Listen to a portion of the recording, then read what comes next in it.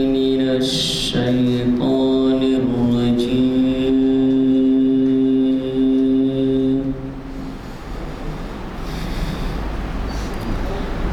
بسم الله الرحمن الرحيم.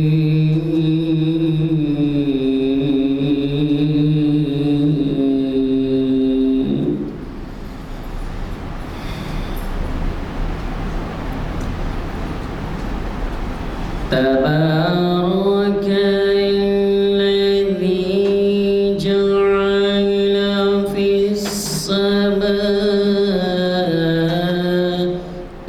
بروجا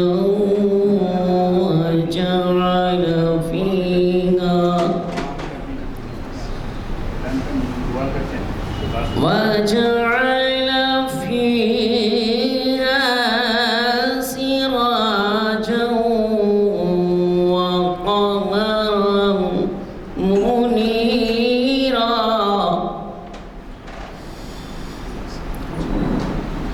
وهو الذي جعل الليل والنهار خلفة لمن أراد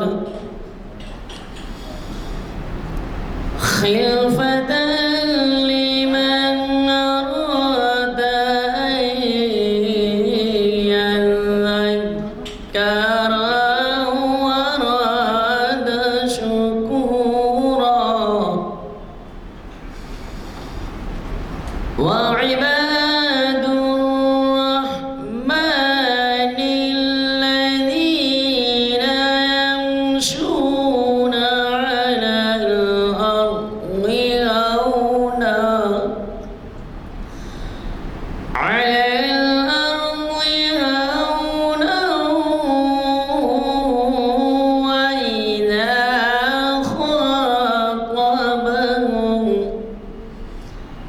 وإذا خاطبهم الجاهلون قالوا سلاما. صدق الله العظيم.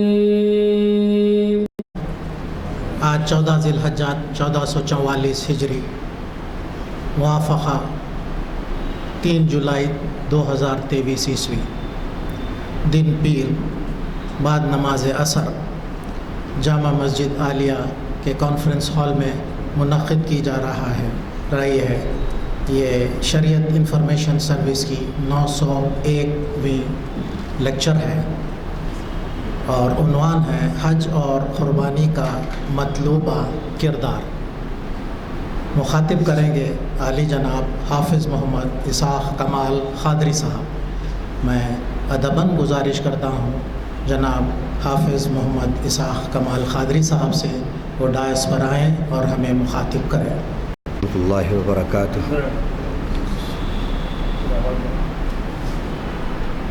اعوذ باللہ السمیع العلیم من الشیطان الرجیم. بسم اللہ الرحمن الرحیم. الحمد للہ رب العالمین الرحمن الرحیم مالک یوم الدین والصلاة والسلام علی سیدنا محمد وآلہ وصحبہ اجمعین. اما بعد. قال اللہ جل وعلا ومن احسن دینا ممن اسلم وجهه لله وهو محسن واتبع ملة ابراہیم حنیفا واتخذ اللہ ابراہیم خلیلا. صدق اللہ العظیم. ہر قسم کی تعریف کے لائق اللہ ہی کی ذات ہے جو تمام جہانوں کی پالنہار ہے، جو بہت ہی مہربان اور نہایت رحم فرمانے والا ہے، جو بدلے کے دن کا مالک ہے. ایسی شان والے آن والے پروردگار کی اس کی شایع نشان درود اور سلام ہو اس کے آخری نبی اور رسول سیدنا محمد عربی صلوات اللہ وسلامہ علیہ پر، آپ پر، آپ کی ازواج پر، آپ کی اولاد پر، آپ کے اصحاب پر، آپ کی صحابیات پر، اور آپ کے ان تمام امتیوں پر جو آپ کے بتائے ہوئے راستے پر چل رہے ہیں اور قیامت تک چلتے رہے۔ حمد و صلات کے بعد آج بتاریخ 3 جولائی 2023 مطابق 14 ذی الحجہ 1444 ہجری بمقام مسجد عالیہ گن فاؤنڈری ایبٹس حیدرآباد تلنگانہ بوقت بعد نماز عصر شریعت انفارمیشن سروس کی ماہانہ نشست نمبر 901 901 اس کا عنوان ہے حج قربانی کا مطلوب کردار۔ حج اور قربانی ساری امت صدیوں سے اس سے واقف ہے۔ حج بھی ہر سال لاکھوں حاجی کرتے ہیں۔ اس سال بھی 18 سے لے کر 25 لاکھ تک جو اخباری رپورٹ ہے، ویسے اور بھی اس سے کئی گنا زیادہ ہوں گے۔ کبھی 25 ہوتی ہے، کبھی 20 ہوتی ہے، کبھی گھٹتی بڑھتی رہتی ہے۔ یہ تو ایک ملک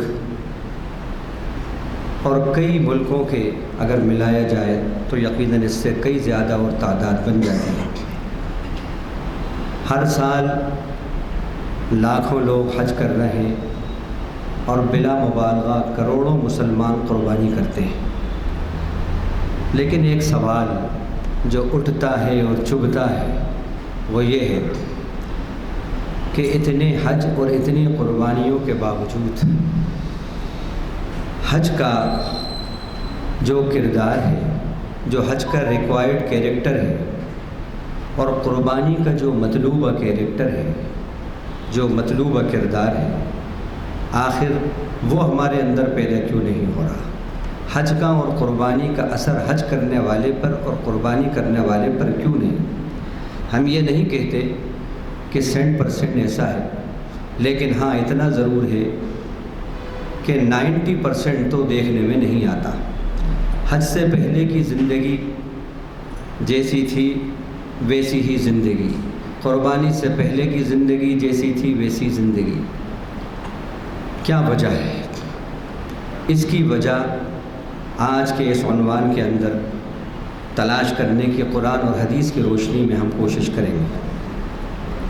اللہ تعالیٰ جو اس کو پسند ہے، جیسی بات اس کو پسند ہے، ویسی بات کہنے والے کی زبان سے نکالے اور سننے والوں کو اور کہنے والے کو، دونوں کو اللہ اس پر عمل کی توفیق دے۔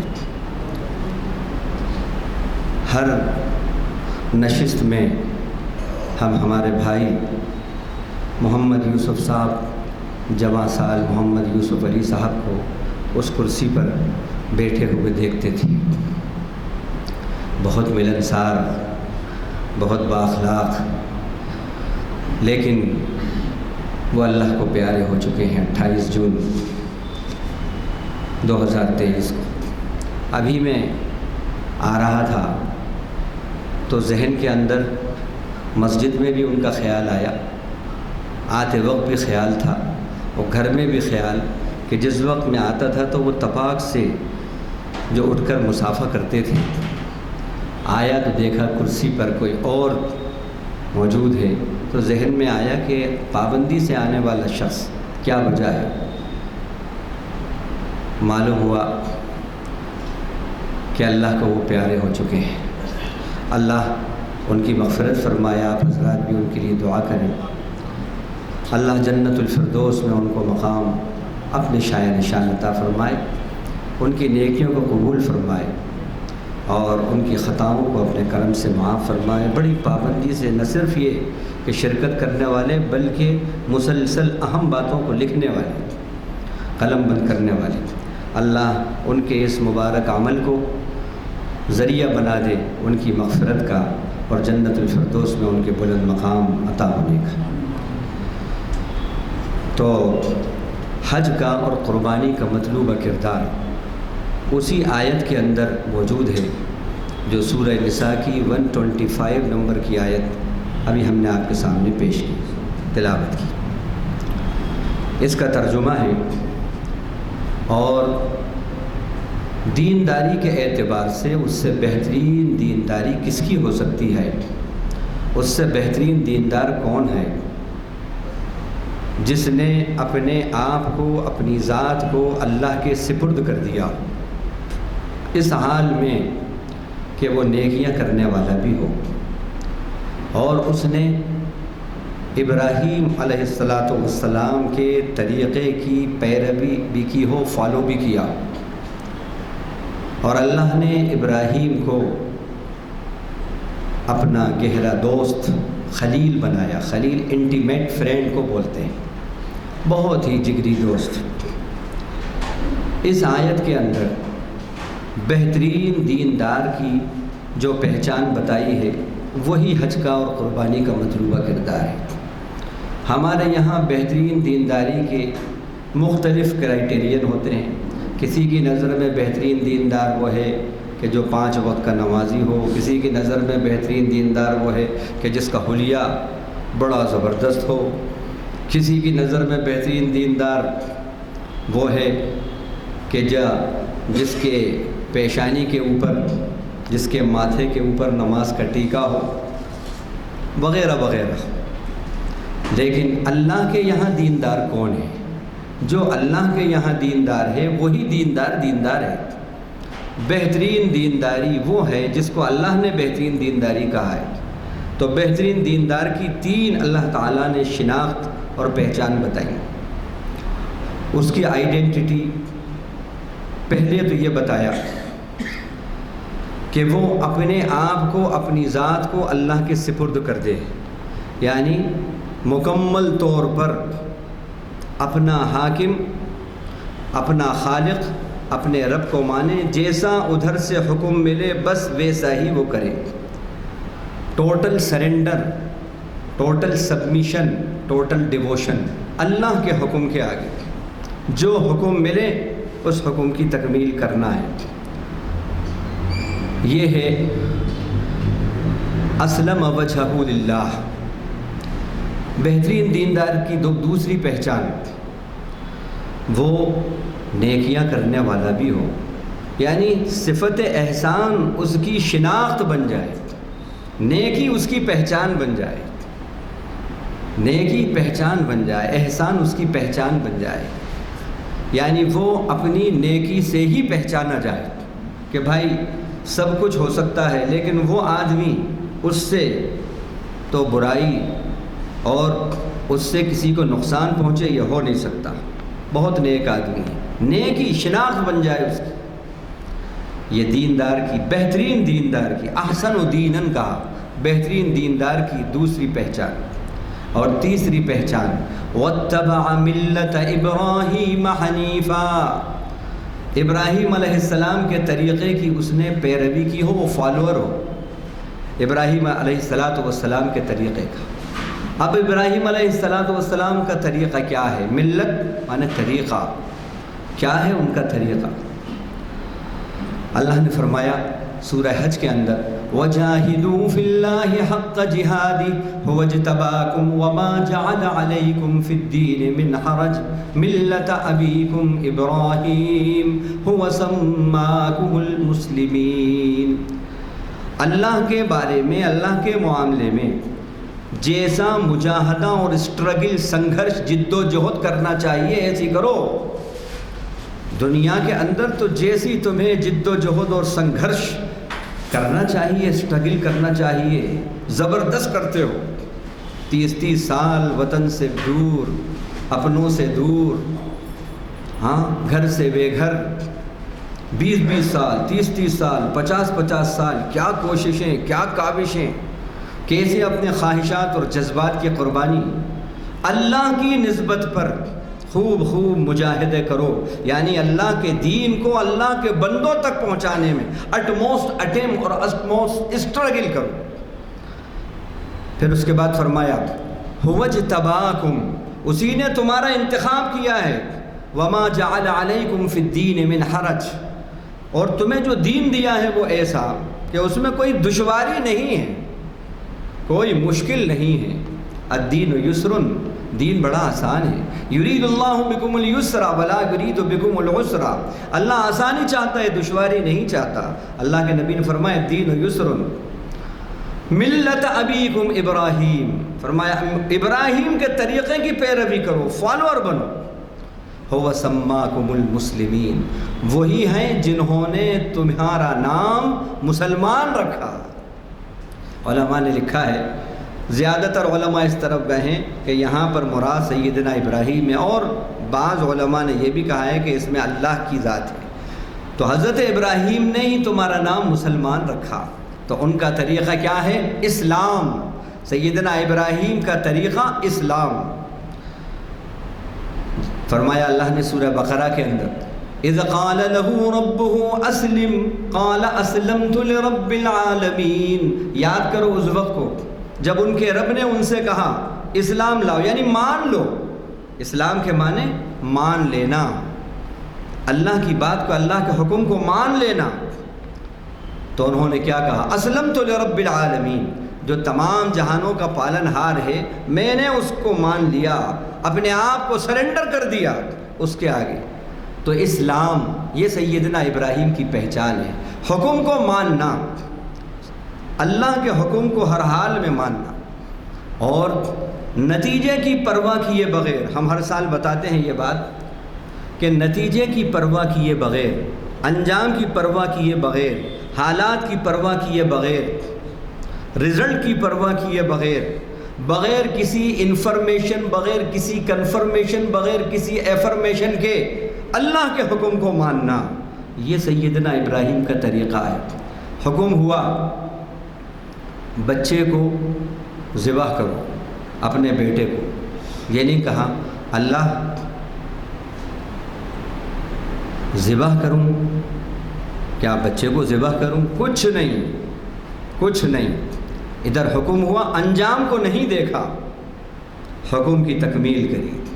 حکم ہوا بچے کو، بیوی کو چھوڑ دو، کچھ نہیں انہوں نے سوچا کہ جہاں کا حکم ہو رہا ہے وہ تو زمین بھیڑیوں سے بھری ہوئی زمین ہے، وہاں پر بھیڑیوں کا بڑا خطرہ ہے، بھیڑیوں کے حملے ہوتے رہتے ہیں، بالکل ریگستان ہے، پہاڑ ہیں، وہاں پر قرآن نے کہا وادن غیر ذی زرع، ایسی وادی نہ جہاں پر گھاس نہ پانی، وہاں پر حکم ہو رہا ہے، کچھ نہیں، حکم ملا بس اس کی تکمیل، انجام پہ نظر نہیں، انجام کو نہیں، اللہ کے حکم کو کی تکمیل کرنا ہے۔ ایسا نہیں ہوا کہ ادھر سے جب حکم ملا تو جس وقت اپنے بچے کو ذبح کرنے لے جا رہے تھے تو جبریل نے کان میں آ کے کہہ دیا ہوگا فکر مت کرو، قربانی تمہارے بچے کی نہیں ہوگی، جنت سے میں دمبا لے آؤں گا اور تمہارے بیٹے کی جگہ اس کی قربانی ہو جائے گی۔ کیا ان کو پہلے سے معلوم تھا؟ یہ نہیں معلوم تھا، کوئی نو انفارمیشن، نو کنفرمیشن، نو ایفرمیشن، پھر بھی ٹوٹل سبمیشن، ٹوٹل ڈیووشن۔ یہ ہے اسلام، یہ ہے سیدنا ابراہیم کی وہ ملت، وہ طریقہ جس کو فالو کرنے کی بات کہی جا رہی ہے، جس کے فالوور بننے کی بات کہی جا رہی ہے، اور یہی حج اور قربانی کی روح ہے، یہی حج اور قربانی کی روح ہے کہ جس وقت اپنے بیوی اور بچے کو لا کر چھوڑا، انہوں نے لے کر آ رہے تھے، تو کیا انہیں معلوم تھا کہ 2023 کے اندر صفا اور مروہ پہ اے سی ایئر کنڈیشنر فٹ ہو جائیں گے؟ وہاں پر لوگ جا کے لنچ کریں گے اور بیٹھیں گے اے سی کے اندر؟ کیا ان کے سامنے یہ سب تاریخ تھی؟ کچھ بھی نہیں تھا، وہاں لے جا کر چھوڑا، کوئی انفارمیشن نہیں، کوئی کنفرمیشن نہیں، کوئی ایفرمیشن نہیں، پھر بھی ٹوٹل سبمیشن اللہ کے حکم کے آگے۔ یہ ہے اسلام۔ اللہ کو یہ مطلوب ہے ایک حاجی سے، ایک قربانی کرنے والے سے، سیدنا ابراہیم کی جو صفت، جو ملت ہے اسلام، وہ تمہارے اندر آ جائے، وہ اسپرٹ آ جائے۔ اور یاد رکھیں اللہ جب حکم دیتے ہیں اور جب اللہ کے حکم کو کوئی پورا کرتا ہے تو اللہ نقصان کا حکم نہیں دیتے. اللہ کا کوئی بھی حکم ایسا نہیں ہے بتا دو کہ وہ حکم پورا کیا ہو اور اس کا انجام نقصان ہو. بتاؤ. آج تک میں نے تو نہیں سنا کہ صاحب جب سے میں نے نماز شروع کری ہے تب سے پیٹ میں درد ہونے لگا ہے. کوئی ایک بھی بتاؤ ایسا. البتہ ایسا تو سنا ہے میں نے کہ صاحب 20 سال کا میرے گھٹنوں میں درد تھا. میں جانتا ہوں ان صاحب کو, عبد الوہاب صاحب نام ہے ان کا. 20 سال سے کہنے لگے میرے گھٹنوں میں درد تھا لیکن میں صرف جمعہ پڑھتا تھا. ڈاکٹر نے کہا کہ میاں تمہارا اتنا پرانا مرض ہے, تمہارا نام تو عبد الوہاب ہے, میاں ہے, تم تو میاں ہو, تو نماز پابندی سے پڑھتے ہو نہیں پڑھتے؟ ہاں صاحب جمعہ پڑھتا ہوں. اور انہوں نے کہا میاں تمہاری نماز بہترین ایکسرسائز ہے, نماز پڑھو. وہ غیر مسلم ڈاکٹر کی بات ان کے دل میں لگ گئی اور نماز پابندی سے شروع کری. چند مہینے کے اندر 20 سال کے گھٹنوں کا درد ختم. یہ تو ہوا ہے. اللہ کے حکموں کو ماننے میں کوئی ایک بھی ایسا نہیں ہے کہ جو کہے کہ صاحب بڑا نقصان ہوا. جب تک جھوٹ بولتا تھا تو سب میری بڑی عزت کرتے تھے, اور جب سے سچ بولنا شروع کیا ہے تو سارے لوگوں نے نیگلیکٹ کر دیا, بڑا ذلیل ہونے لگا. بتاؤ. جب تک خوب خرچ کرتا تھا, جب تک خوب حرام خوری کرتا تھا سب عزت کرتے تھے. جب سے سچا بنا ہوں اور جب سے بالکل حلال اور حرام تمیز کر رہا ہوں تو سب نے مجھے چھوڑ دیا, میں تنہا ہو گیا. کوئی ایک مثال بھی ایسی دو. اللہ کے حکموں کا رزلٹ جو ہے وہ فائدہ ہی فائدہ, کامیابی ہی کامیابی ہے. یاد رکھیں ہمارے یہاں کیا ہوتا ہے, سیدنا ابراہیم نے اللہ کے حکموں کو, ہمارے نبی نے اللہ کے حکموں کو, صحابہ کرام نے اللہ کے حکموں کو بغیر نتائج پہ نظر رکھے مانا تو سارے نتائج ان کے فیور میں ہو گئے, سارے نتائج. اور آج ہمارا حال یہ ہے کہ مسجد محلے کے اندر 3 مسجدیں ہیں, دیکھتے ہیں اے سی کس مسجد میں لگا ہے, وہاں پر پڑھیں گے نماز, کیونکہ یہ جون اور مئی کا مہینہ ہے. میں غلط کہہ رہا ہوں آپ سے؟ اور پھر اگر رمضان کا موسم ہے پھر تو کوشش کریں گے کہ وہ جو اے سی والی مسجد ہے, ایئر کنڈیشنر والی, وہاں پر جائیں. تو آج تو اللہ کے حکموں کو پورا کرنے کے لیے اتنی سہولتیں فیسلٹیز ہیں ہمارے پاس, اتنی فیسلٹیز ہیں, اس کے باوجود ہم سے حکم پورا نہیں ہو رہا. کنفرمیشن بھی ہے, افرمیشن بھی ہے, انفارمیشن بھی ہے, سب ہے, اس کے بعد بھی ہم سے فرائض ادا نہیں ہو رہے, اللہ کا حکم پورا نہیں کیا جا رہا. تو کیا لوگ ہوں گے وہ, کیسے ہوں گے وہ؟ تو یہ ہے صفت اسلام سیدنا ابراہیم. تو بہترین دیندار کی یہ پہچان بتائی. اب روح حج, ایک حاجی کا کردار, اب اسی کی کو ایلابوریٹ کروں گا میں, اسی کی تفصیل بتاؤں گا آپ کو. دیکھیے حج جب نکلتا ہے حاجی تو یقیناً فری, اس کا سفر فری نہیں ہوتا, یقیناً وہ مال بھی خرچ ہوتا ہے اس کا, اور اچھا خاصا مال خرچ ہوتا ہے, پیسہ اچھا خاصا خرچ ہوتا ہے. سب سے پہلی چیز حاجی کو جو سکھائی جا رہی ہے وہ کیا؟ وَتَزَوَّدُوا فَإِنَّ خَيْرَ الزَّادِ التَّقْوَىٰ. یمن کا کہ کچھ لوگ تھے, وہ حج کو جاتے تو تھوڑا بہت جو کچھ ہوتا توشہ رکھ لیتے ساتھ, اور راستے میں ان کا وہ توشہ ختم ہو جاتا تو پھر وہ ادھر سے بس کھانا پانی سب مانگتے ہوئے اپنا سفر حج کرتے, اور کہتے ہم تو نحن المتوکلون, ہم تو متوکلین ہیں, اللہ پہ بھروسہ کرنے والے ہیں بھائی, اللہ کے گھر کو نکلیں. اللہ کو یہ بھک منگی کا حج پسند نہیں آیا. اللہ تعالیٰ نے فوراً آیت اتاری, وَتَزَوَّدُوا فَإِنَّ خَيْرَ الزَّادِ التَّقْوَىٰ. ان سے کہو اے نبی کہ توشہ لے لیا کرو جب حج کو جایا کرو, بہترین توشہ تقوی کا توشہ ہے. یا غور کرنے کی بات ہے کہ یہ تقوی کس کو کہا؟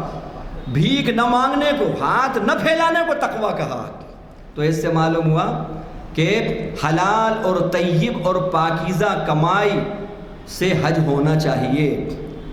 اور اللہ کے نبی صلی اللہ علیہ وسلم نے فرمایا ان اللہ طیب ولا يقبل الا الطیب. اللہ تعالیٰ پاک ہے اور پاکیزہ چیز کو ہی پسند کرتا ہے. یہاں سے مال, وہاں سے مال, اس کا مال تلف کیا، اس کا مال لوٹا، اس کا مال غبن کیا بے ایمانی سے اور رشوتوں سے، آفیسر صاحب نے اور پہلوان صاحب نے، اور ماشاءاللہ پھر عمرہ کر رہے ہیں، 1 سال عمرہ، 1 مہینہ عمرہ، پھر 11 مہینے گمراہ، یہ ہو رہا ہے۔ نہیں، ایسا نہیں۔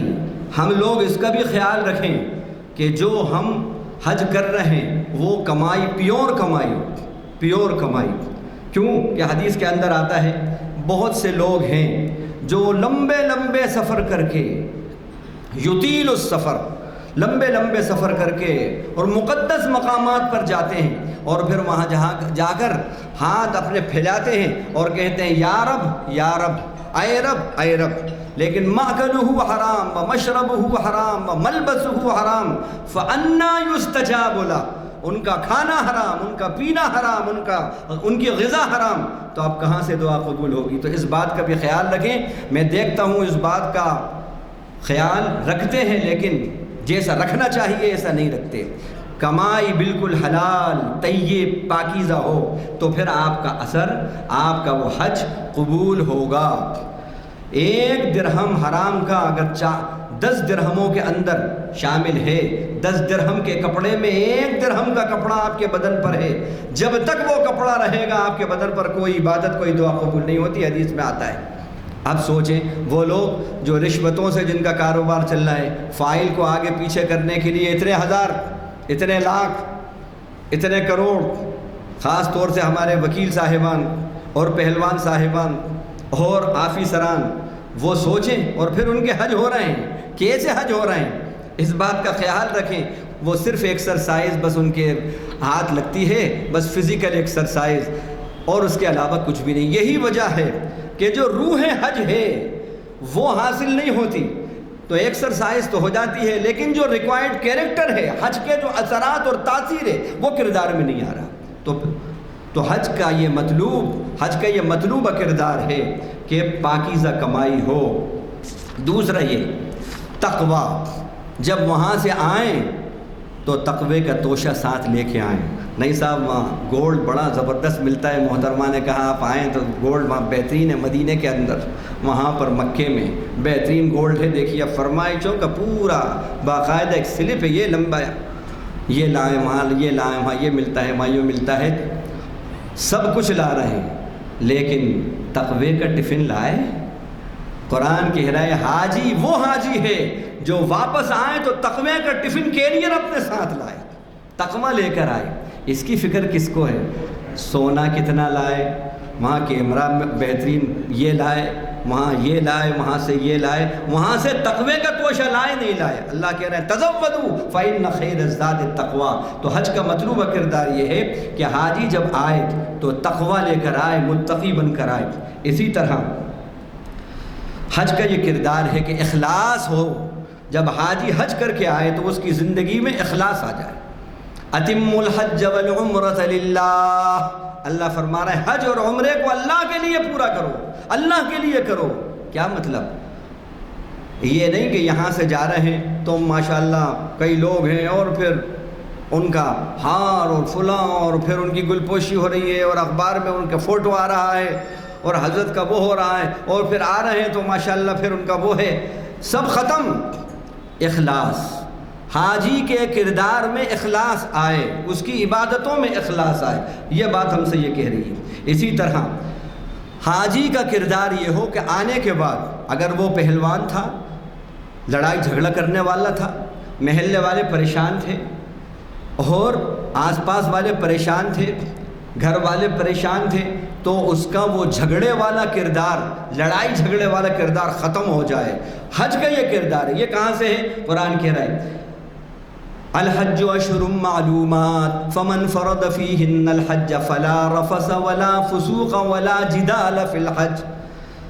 حج معلوم مہینوں کے اندر ہے، اور جس کے اوپر حج فرض ہے، حج میں نہ کوئی بے حیائی کا کام ہو، نہ فسق و فجور، نافرمانی کی بات ہو، نہ لڑائی جھگڑے ہوں۔ تو معلوم ہوا حج کا مطلوبہ کردار یہ ہے کہ حاجی جب آئے تو اس کی زندگی لڑائی جھگڑوں سے پاک ہو جائے، لڑائی جھگڑوں سے پاک، اس کی ذات سے کسی کو نقصان نہ پہنچے، پاک صاف اس کا بہترین کیریکٹر ہو جائے۔ اسی طرح حج جب حج کر کے آئے تو اس کا کردار اللہ کی یاد والا ہو جائے۔ فَإِذَا قَضَيْتُم مَّنَاسِكَكُمْ فَاذْكُرُوا اللَّهَ كَذِكْرِكُمْ آبَاءَكُمْ أَوْ أَشَدَّ ذِكْرًا۔ جب تم عرفات سے واپس آؤ تو مشعر حرام، جس کو مزدلفہ کہتے ہیں، وہاں رات کو رکتے ہیں، وہاں پر اللہ کو ایسے یاد کرو جیسے اپنے باپ دادوں کو مزے لے لے کے یاد کرتے ہو۔ تو معلوم ہوا حاجی کا مطلوبہ کردار حج کا یہ ہے کہ جب وہاں سے آئے تو ایسی اللہ کی یاد میں اس کو مزہ آئے جیسے اپنے دادا اپنے والد کا مزہ لے لے کے ذکر کر، اللہ بخشے میرے والد نے یہ کیا، اللہ بخشے میرے دادا ایسے تھے، کیسے مزے لے لے کے ذکر کرتے ہیں۔ لیکن میرا رب ایسا ہے، ایسی شان والا، ایسی آن والا، یہ ہے میرا رب، میرا مالک، میرا خالق، میرا محسن ایسا ہے۔ اللہ کی یاد میں وہ مزہ آئے تمہیں اللہ کے ذکر میں جیسا مزہ تمہیں تمہارے باپ دادوں کے ذکر میں آتا ہے۔ اگر یہ کیفیت حاجی صاحب کے ذکر کے اندر آ رہی ہے تو سمجھ لیجئے کہ واقعی ان کو حج کا مطلوبہ کردار حاصل ہو گیا۔ یہ میں قرآن کی آیات کی روشنی میں آپ سے سب باتیں کہہ رہا ہوں۔ اسی طرح فرمایا ثم افیدوا من حیث افاض الناس واستغفروا اللہ، جہاں سے لوگ پلٹتے ہیں واپس آتے ہیں، جب تم بھی وہاں سے واپس آؤ، اور کیسے آؤ؟ ذکر کرو اللہ کا اور اپنے گناہوں پہ اللہ سے مغفرت طلب کرو، بخشش مانگو۔ معلوم ہوا استغفار اس کی زندگی میں ہو، گناہوں پر ندامت ہو، اگر اس سے کوئی غلطی صادر ہو جائے تو چین نہ آئے اسے جب تک کہ وہ توبہ اور استغفار نہ کر لے، تو اس کے کردار کے اندر استغفار آ جائے، اس کے توبہ کے اندر توبہ کی صفت آ جائے، اس کے کردار کے اندر اللہ کا ذکر ایسی کیفیت میں آ جائے جیسی کیفیت کے اندر ماں باپ اور اپنے باپ دادوں کا ذکر کی جو کیفیت ہوتی ہے یہ ہے۔ اسی طرح فَاذْكُرُوا اللَّهَ كَذِكْرِكُمْ آبَاءَكُمْ أَوْ أَشَدَّ ذِكْرًا، اللہ کو ایسے یاد کرو جیسے اپنے باپ دادوں کو یاد کرتے ہو، بلکہ ان کی یاد بھی نمبر 2 پہ ہو، اس سے بھی کہیں زیادہ مزے سے اللہ اپنے رب کو یاد کرو۔ یہ ہے تو اگر حاجی ایسا اللہ سے یہ دعا کرے کہ اللہ جو آپ نے ایک حج کا مطلوبہ کردار ایک حاجی کا بتایا ہے اپنے قرآن میں، مجھے ایسا حج نصیب کر دیجئے، مجھے آپ کے ذکر میں آپ کی یاد میں مزہ آئے، گناہوں پر مجھے چین نہ آئے جب تک کہ میں توبہ اور استغفار نہ کر لوں، اور مجھے تقوی کا توشہ دے دے، یعنی پرہیزگاری دے دے۔ تقوی کسے کہتے ہیں؟ اب کچھ لوگ تقوی کیا ہے صاحب؟ لباس کے سائز کو اوپر نیچے گھٹانے اور بڑھانے کا نام تقوی نہیں ہے۔ تقوی نام ہے اللہ جن باتوں سے ناراض ہوتا ہے ان سے بچنا، جن باتوں سے خوش ہوتا ہے ان کو کرنا، بس اس کا نام تقوی ہے۔ تو یہ حاصل ہو جائے۔ اب اس کے بعد دیکھیے، جب یہاں سے چلتے ہیں تو سفید لباس کے اندر احرام کے اندر حاجی ہوتا ہے۔ یہ کیا ہے؟ یہ لباس گویا کہ موت کے کفن کی یاد ہے۔ جب یہ لباس پہن لیں تو اپنے کفن کو اور اپنی موت کو یاد کریں، تیاری کریں، موت کی تیاری، اور اپنے کفن کو یاد کریں۔ اور لباس جو احرام ہوتا ہے وہ انٹیلرڈ ہوتا ہے، سلا ہوا نہیں ہوتا، انٹیلرڈ بغیر سلا ہوا ہوتا ہے۔ مردے کو جو کفن دیتے ہیں وہ کیسا ہوتا ہے؟ وہ بھی بغیر سلا ہوتا ہے۔ تو یہ کیا ہے؟ یہ کفن کی یاد دلاتا ہے، کفن کی یاد دلاتا ہے۔ اور پھر اس کے بعد اب جب طواف کرتے ہیں تو یہ طواف کیا ہے؟ اللہ کے گھر کو بیچ میں رکھ کر، سینٹر میں رکھ کر اطراف کے اندر کس طرح طواف ہوتا ہے، یہ کیا ہے؟ یہ اس میں سگنیفیکینس کیا ہے؟ یہ کائے کا سمبل ہے۔ یہ سمبل ایسا ہے جیسا ایٹم کا ایک نیوکلیس ہوتا ہے، بالکل یہ اس بات کا اظہار ہے کہ اے اللہ، میں جیسے یہاں آ کر تیرے گھر کو بیچ میں مرکز بنا کر اس کے اطراف گھوم رہا ہوں، اب یہاں سے جانے کے بعد پوری زندگی تیری مرضی پہ چلے گی، اور تجھے سامنے رکھ کر پوری زندگی تیری محبتوں کے اطراف ہی گھومے گی۔ جو تو چاہے گا وہی ہوگا، جو تو نہیں چاہے گا وہ نہیں ہوگا۔ یہ ہے اس کی روح، اس کا سگنیفیکینس یہ ہے، اس کا سگنیفیکینس یہ ہے۔ اسی طرح صفا اور مروہ، وہاں پر دوڑ رہے اللہ کے دین کی خاطر، جد و جہد کرنا، پھر شیطان کو کنکری مار رہے ہیں۔ آج میں نے ایک کلپ دیکھا ایک بڑے میاں کا، آپ نے بھی دیکھا ہوگا شاید، ان کے ہاتھ کے اندر ڈنڈا ہے، اور وہاں پہنچ کے اتنا جوش آیا انہیں کہ وہ ڈنڈے کو بندوق بنا کے باقاعدہ جیسے وہ یوں چلا رہے، اللہ اکبر تو مجھے ہنسی بھی آئی. اگر واقعی ان کے پاس اصلی بندوق ہوتی تو پتہ نہیں کتنے سوراخ کر دیتے اور شیطان کو کتنی بار وہ مار ڈالتے. سمجھ رہے ہیں آپ؟ یہ ہے مطلوب. ایک صاحب جو ہیں بھائی وہاں پر کنکری مارو، ایک سمبل ہے یہ، لیکن ایک صاحب جو ہیں اتنے بڑے بنڈے مار رہے ہیں اور بڑے جوش میں. ایک صاحب کو دیکھا کہ وہ اپنی چپلیں اتار کر، جوتا اتار کر بڑی زوردار اچک کے مار رہے ہیں. وہ سمجھ رہے ہیں کہ سیدھے شیطان پہ جا کے لگ رہی ہے. اور اب وہ بھی کہتا ہے اچھا تم نے مجھے بہت زخمی کیا، اب ٹھہر جاؤ ذرا، پہنچو اپنے گھر، اس کے بعد پھر میں تمہاری خبر لیتا ہوں. ہاں تم نے مجھے 3 دن زخمی کیا ہے، اب پوری زندگی دیکھو میں کیسے تمہیں زخمی کرتا ہوں. یہ مطلب ہے. مطلب کیا ہے؟ مطلب یہ ہے کہ شیطان کو اللہ نے کہا ان الشیطان للانسان عدو مبین، کہ ان الشیطان لکم عدو فاتخذوہ عدوا. یہ ہے اس کا راز. شیطان تمہارا دشمن ہے تو تم اسے دوست کیوں سمجھ رہے ہو؟ دنیا میں کوئی ایسا دشمن نہیں ہے، کوئی ایسا دشمن نہیں ہے کہ وہ تو آپ کو دشمن سمجھے اور آپ کا بڑا دشمن اور آپ ہے کہ اس کو دوست سمجھے. ہے کوئی ایسا؟ بتائیے. جو دشمن ہوتا ہے اس کو دشمن ہی سمجھا جاتا ہے، کہیں ایسا نہیں ہے. لیکن واحد ایک دشمن ایسا ہے کہ جس کو زمانہ دوست بنائے ہوئے ہے. اللہ کہہ رہے ہیں شیطان تمہارا دشمن ہے، تم پیچھے کیوں ہٹتے ہو؟ فاتخذوہ عدوا، تم بھی اس کو دشمن سمجھو. اور ان الشیطان للانسان عدو مبین، شیطان انسان کا کھلا دشمن ہے. قرآن نے جس کو بڑا دشمن اور کھلا دشمن کہا، یقیناً اس سے بڑی کوئی دشمنی نہیں ہوگی. اس لیے اس کو دشمن سمجھتے ہوئے پورا بچنے کی، ڈیفینس کرنے کی اللہ کی توفیق سے عمر بھر آنے کے بعد کوشش کرو. یہ ہے اس کی روح ہے. اس کے بعد پھر تلبیہ. اب تلبیہ کا ریلیونس اور سگنیفیکینس کیا ہے یہ سنیں. کیا ہے تلبیہ؟ سبھی پڑھتے ہیں لبیک اللہم لبیک لا شریک لک لبیک ان الحمد والنعمت لک والملک لا شریک لک. بس پڑھ لیا، پڑھ کر آ گئے، اس کے بعد پتہ ہی نہیں کہ ہم نے کیا کہا، کیا معنی، اس کی روح کیا ہے، اس کا مطلوب کیا ہے اس کا. اے اللہ میں حاضر ہوں، تیرے حکم کو پورا کرنے کے لیے میں حاضر ہوں مالک، حاضر ہوں مالک، اور تیرا کوئی شریک نہیں. یہ اظہار کرتا ہوں کہ تو ایک ہے، تنہا ہے. توحید کا اظہار، عقیدے کی درستی اس کے اندر، اللہ کے حکموں کی پابندی کی بات اس کے اندر. اللہ سے ایک گویا وفا کر رہے ہیں، ایک وعدہ کہہ رہے ہیں اللہ سے کہ اللہ میں حاضر ہوں، آپ حکم دیجئے، اور میں آپ کو اکیلا تنہا مانتا ہوں، کوئی آپ کا شریک نہیں ہے. جتنی بھی نعمتیں اور جتنا شکر ہو سکتا ہے وہ سب آپ کے لیے ہے، سب آپ ہی کے لیے ہے. سارے شکر اور ساری تعریفوں کے لائق آپ ہی ہیں.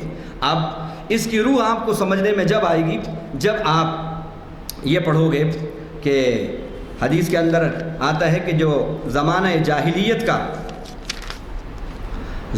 جاہلیت کا جو تلبیہ ہوتا تھا وہ کیسا ہوتا تھا. زمانہ جاہلیت کے اندر جو تلبیہ کہتے تو ان کے تلبیہ میں یہ ہوتا تھا، مشرکین کہتے تھے کان المشرکون یقولون لبیک لا شریک لک. اللہ کے نبی وہ سنتے تھے، مشرکین مکہ بھی تلبیہ پڑھتے تھے اور کعبے کا طواف کر رہے ہیں، اور آغاز کائے سے کرتے تھے؟ توحید سے کرتے تھے. لبیک لبیک اللہم لبیک لا شریک لک. جب وہ یہاں تک پہنچتے تھے تو اس کے آگے جو وہ کہتے تھے، اللہ کے نبی کو معلوم تھا کہ وہ کیا کہہ کر یہ لبیک کہتے تھے، تلبیہ پڑھتے تھے. آپ صلی اللہ علیہ وسلم ان سے کہتے تھے یہ سننے کے بعد ویلکم قد، ارے بس بھی کرو، بس ٹھہرو، ناز ہو تمہارا، بس کرو، اس کے آگے مت کہنا جو تم کہہ رہے ہو. آگے کیا کہتے تھے؟ یہ سنیں جو حج کرنے گئے یا کر کے آ چکے یا جو آئیں گے، آپ ان تک یہ پیغام پہنچاؤ کہ تلبیہ کی روح کیا ہے، تلبیہ کا ریکوائرڈ کیریکٹر کیا ہے، اس کا میسیج کیا ہے. وہ کیا کہتے تھے؟ لبیک لا شریک لک، یہ کہنے کے بعد کہتے تھے کہ الا شریکن ہوا لک تملک ہوا ما ملک. اے اللہ آپ کا کوئی شریک، بس ایک شریک ہے جس کو میں پوچھتا ہوں، جس کو میں پوچھتا ہوں بس وہ شریک ہے، آپ اس کے بھی مالک ہوں، اور جس کا وہ مالک ہے، جتنا علاقہ اس کو ملا ہوا ہے اس سب کے بھی آپ ہی مالک ہوں۔ اور تلبیہ بھی کہتے تھے، لا شریک لک بھی کہتے تھے، اللہ کی توحید بھی بیان کرتے تھے، یہ بھی کہتے تھے آپ کا کوئی شریک نہیں، اور پھر کیا کہتے ہیں، الا شریک، بس ایک شریک ہے جس کو میں نے اپنا حاجتیں پورا کرنے والا بنایا ہے۔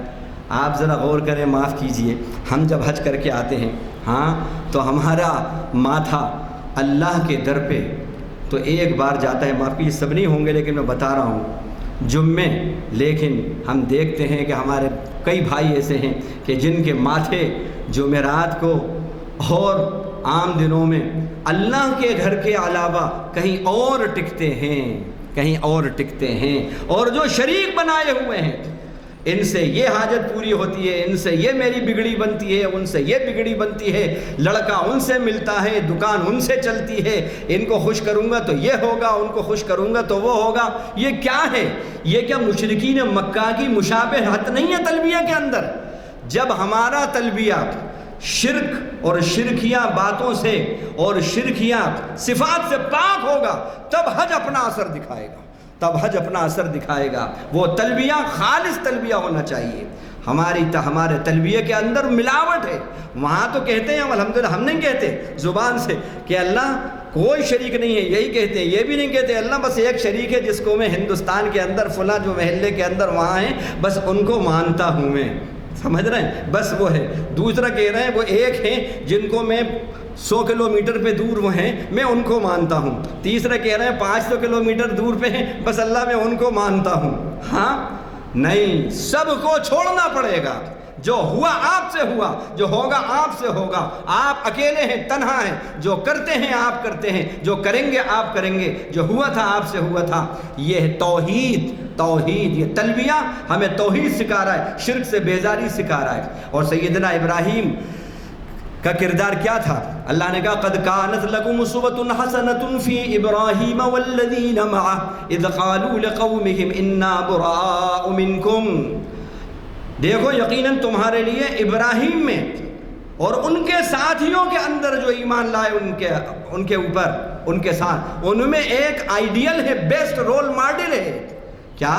جب انہوں نے کہا انا براء منکم، ہم ڈس اون کرتے ہیں تمہاری ان ساری مشرکانہ رسم و رواج کو، سارے رسوم کو، ساری شرکیہ باتوں کو ڈس اون کرتے ہیں، برات کا اور چھٹکارے کا اظہار کرتے ہیں۔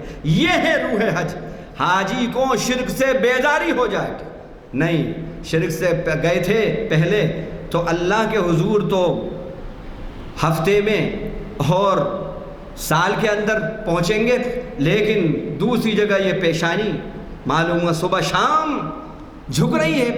نہیں، بیزاری ہو، شرک سے بیزاری ہو۔ اگر آپ حج کرنے کے بعد شرک سے بیزار نہیں ہوئے اور آپ کی زندگی میں شرک سے بیزاری نہیں آئی تو روح ابراہیمی آپ کے اندر نہیں آئی، روح خلیلی آپ کے حج میں نہیں آئی، تو آپ کا حج ابھی انکمپلیٹ ہے، وہ صرف ایکسرسائز ہوا، اس کی روح آپ کو نصیب نہیں ہوئی۔ تو یہ تلبیہ کی روح ہے، تلبیہ کی روح۔ اسی طرح اللہ اکبر لا الہ الا اللہ واللہ اکبر، اللہ اکبر وللہ الحمد۔ کیا روح ہے اس کی؟ اللہ کی بڑائی میں جینا آ جائے، اللہ کی بڑائی میں جینا آ جائے، اور جتنے بھی نعمتیں اللہ کی ہیں ان سب کا کریڈٹ رب کو دینا آ جائے، شکر گزاری زندگی میں آ جائے۔